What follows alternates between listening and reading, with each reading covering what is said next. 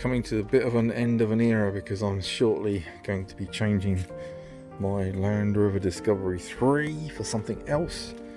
I haven't really made an ultimate decision on it, but as you can see, she's been sitting around a bit because I've been ill, suffering from neglect really, and just going to have to take off I've taken off my private number plate. I'm going to put on the original one so I can sell it, but slightly sad to reach this point, but I just physically at the moment I just wouldn't be able to really cope with repairing or doing any further repairs on this car that were heavy, just because of the operation I've had. So a bit of an end of an era, but I guess we'll have another car soon, maybe something a bit different, but it will still require repairing because it will probably be another Land Rover.